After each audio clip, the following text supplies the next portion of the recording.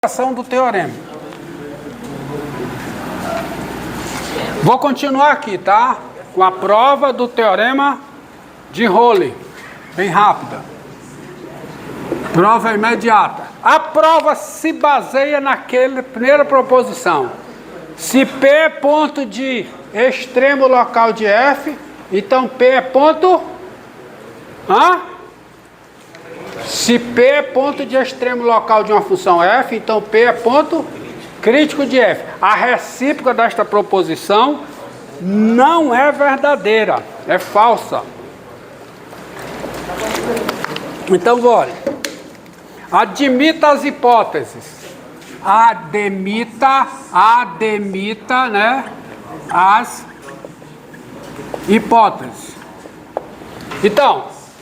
Primeira hipótese aqui, vamos ver. Primeira hipótese. Qual é a primeira hipótese? Qual é? A f é contínua. Vamos usar logo. Se a f é contínua, a função tem ponto de máximo e tem ponto de mínimo. Então, daí, vamos botar preto. Daí, existe o quê? P e Q no intervalo. Existem P e Q, aonde... no intervalo fechado AB, tais que o f de P é menor que ou igual a f de x, que é menor ou igual a f de Q, qualquer que seja o x pertencente ao intervalo AB. Ou seja, existe um P, tal que P é ponto de mínimo, e existe um Q, tal que Q é ponto de máximo. Quem diz isso? Teorema do valor extremo, teorema de Weierstrass, tá certo? Bom, há duas possibilidades somente. Há duas possibilidades somente. Dois pontos. Quais são? O f de P é igual a f de Q? Ou o f de P é menor que o f de Q. A terceira, não. Porque isso aqui, ó. Tá? Vamos analisar as duas. As duas analisar é covardia. É covardia. Ó. Se f de P, ou seja, se o mínimo é igual a quê? Ao máximo, então, qual é a conclusão? Qual é a conclusão? A função f é constante no intervalo fechado AB. E se ela é constante no intervalo fechado AB, ela é constante no aberto. Então a função f coincide com a função constante no intervalo aberto. Só que a função constante é diferenciável em qualquer lugar. Então a f também é diferenciável e a derivada da f é... A derivada da constante é zero. Então, daí, tá certo?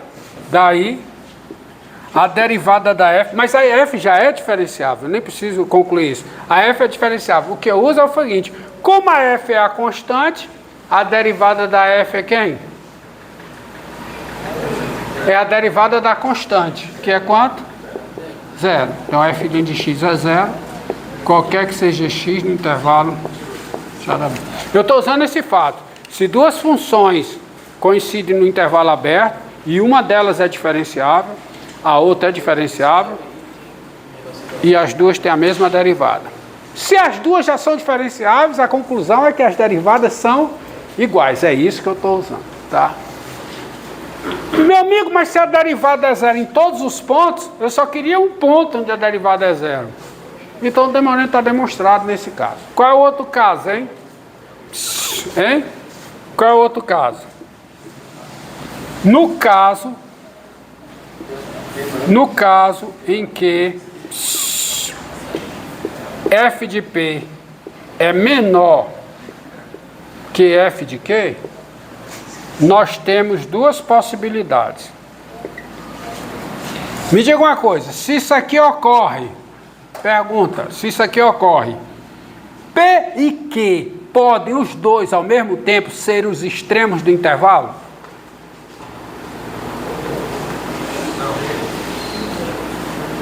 Diante das hipóteses, se eu tenho essa desigualdade, eu posso ter os dois, P e Q, sendo os extremos do intervalo? Não, porque nos extremos a função é... Não é por isso não. É porque essas hipóteses, nos extremos, o f de A é igual a f de B. Então, se f de P é menor do que f de Q, então tem-se, no caso disso aqui, tem-se P está no interior, no intervalo aberto AB, ou Q está no interior.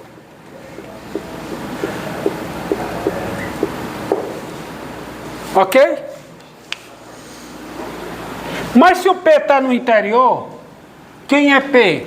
P é um ponto de mínimo da função no intervalo fechado. Se ele é um ponto de mínimo da função no intervalo fechado, ele vai ser um ponto de mínimo da função no intervalo aberto. E se ele vai ser um ponto de mínimo no intervalo aberto, ele é um ponto crítico. Mas se ele é um ponto crítico e ele está no interior do intervalo, e no interior do intervalo a função é diferenciável, então a derivada é zero. Porque ponto crítico onde a função é diferenciável é ponto onde a derivada é zero. Logo, a derivada de f em P é zero, ou, aí vamos para um outro caso. E se o Q está aqui? O Q é ponto de máximo. Mas aí, o Q é ponto de máximo no fechado. Mas aí o Q vai ser ponto de máximo no aberto. Mas aí ele vai ser ponto crítico. Porque ele vai ser ponto de máximo local. Ponto de mínimo no aberto é ponto de mínimo local. Ponto de máximo no aberto é ponto de máximo local. Aí ele vai ser ponto crítico, o quê? Mas se ele é ponto crítico e a função é diferenciável nele, então a derivada tem que ser zero. Então, uma das duas coisas ocorre. E acabou a demonstração. Você demonstrou mais alguma coisa? Entendido aí? Então sempre vai existir esse ponto, satisfazendo essas três condições, e existirá um ponto no interior do intervalo no qual a derivada é zero. De novo, vamos lá. Por que tem ponto de mínimo e tem ponto de máximo? Ou seja, tem mínimo e tem máximo. Porque a função é contínua no fechado. Usei uma vez essa hipótese. Aí, há duas possibilidades somente. F de P igual a F de Q, ou F de P menor que F de Q. No caso que F de P igual a F de Q, então, a função é constante no fechado. Mas se é constante no fechado, é constante no aberto. As duas são diferenciáveis. Mas a derivada da constante é zero. Só que as duas têm a mesma derivada. Então, a derivada da F é zero. Acabou-se.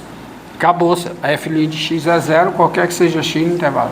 Se uma função é constante no intervalo aberto, a sua derivada nesse intervalo, ela é diferenciável nesse intervalo, a sua derivada é zero. Morreu. Tá? Agora o outro caso. F de P é menor que F de Q. Então, P e Q não podem ser ao mesmo tempo os dois extremos do intervalo. Então, P está no interior de AB ou Q está no interior de AB. Se é isso que ocorre, o P vai ser um ponto de mínimo local. Então, ele vai ser um ponto crítico. Mas como ele é um ponto crítico no interior do intervalo, que é onde tem derivada, a derivada é zero. A mesma coisa por quê? Se for isso aqui, aí o Q vai ser um ponto de máximo local. Mas é um ponto de máximo local, então ele é um ponto crítico. Mas ele é um ponto crítico no meio do intervalo onde tem derivada. Então a derivada tem que ser zero. Ou seja, não tem jeito. Vai existir um ponto onde a derivada é zero.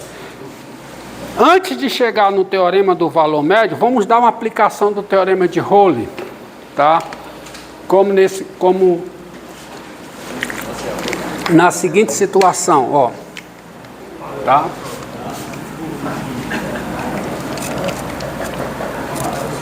Olha aqui, ó. Mostre, silêncio, mostre que a função polinomial f de x igual a, olha aqui, x3, x a terceira, menos 2x2, mais 5x, menos 10, qualquer que seja, porque a função polinomial, qualquer que seja real, tem apenas, tem somente uma raiz em R, uma raiz real. Solução. Que tem raiz real, eu sei que tem. Por quê? Por que que essa função polinomial tem raiz real? Já vi isso, já mostrei isso aqui. Toda função polinomial de grau ímpar possui pelo menos uma raiz em real. Isso é a aplicação do teorema do valor intermediário. Limite de f de x com x tendendo a mais infinito é mais infinito. Limite de f de x com x tendendo a menos infinito é menos infinito. Então existem A e B, tal que f de A é negativo, f de B é positivo. Aí quando eu vou de A para B, tem que ter raiz. Teorema do valor intermediário. Não precisa esquecer. Então, a função f possui raiz real, porque a função f possui raiz real, por quê? Porque f é função polinomial de grau ímpar.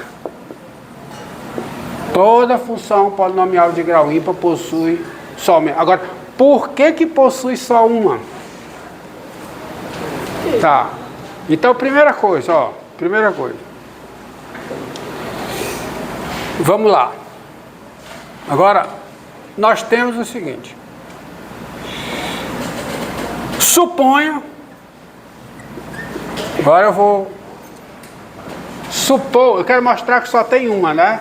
Eu vou supor que tem duas. Suponha que existem, demonstração por absurdo. Suponha que existem A e B reais, com A menor do que B, tais que f de A seja zero e f de B também seja zero. Ou seja, vou supor que tem duas raízes reais. Se eu mostrar que não tem duas raízes reais e distintas, eu provo que não tem três distintas duas das duas, não tem quatro distintas, acabou. Né? É claro, tá? Então,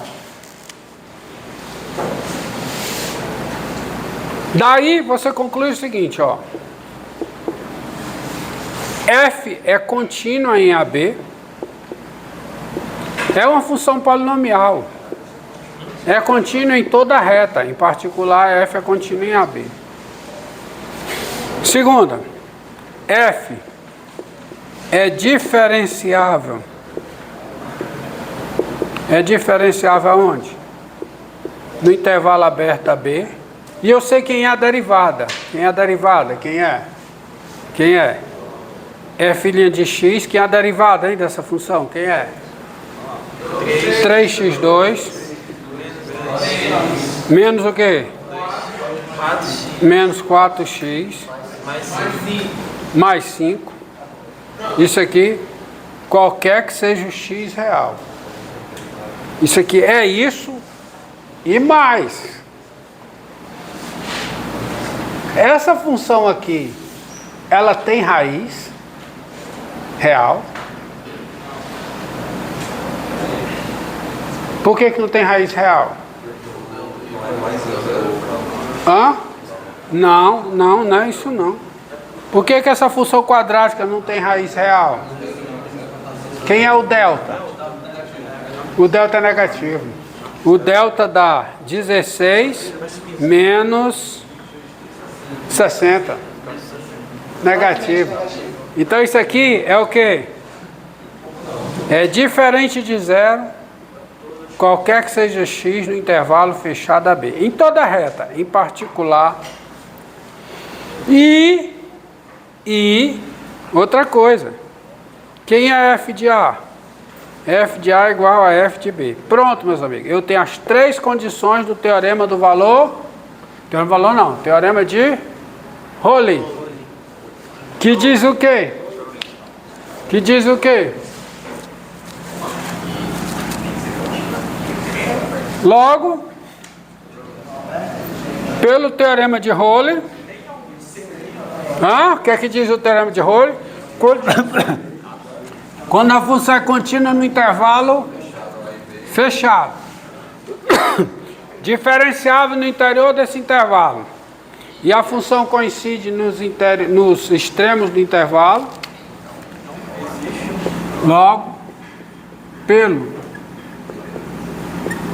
teorema de Rowley, teorema de Rowley é o teorema que eu coloquei aqui, existe o que? C no intervalo aberto AB, tal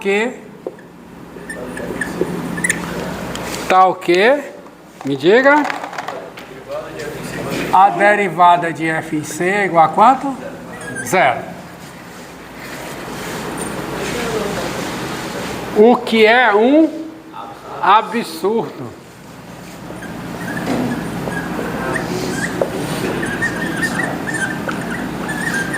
Eu cheguei que essa função tem derivada zero num ponto, mas ela não tem derivada zero. Daí que vem o absurdo. É aí o absurdo. Aí que está o absurdo.